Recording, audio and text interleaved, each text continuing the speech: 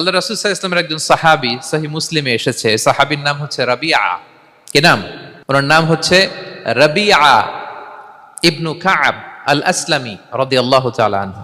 উনি বলেন, কুনতু আবিতু ইনদা রাসূলিল্লাহ। একবার আমি রাত্রিবেলা রাসূল সাল্লাল্লাহু আলাইহি ওয়াসাল্লামের সাথে ছিলাম, কোনো এক কারণে রাসূলের সাথে রাত কাটিয়েছি।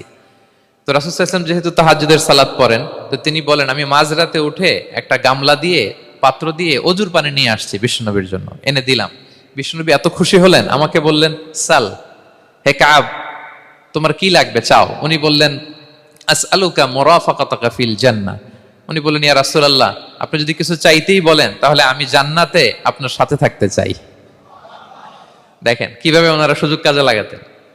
অজুর পানি নিয়ে আসছে, বিষ্ণু খুশি হয়ে গেলেন, বলেন, তুমি কি চাও? বলে, আসআলুকা মুরাফাকাতাকা ফিল জান্নাহ। বড়টাই চাইছে, ছোটখাটো জিনিস চাই নাই।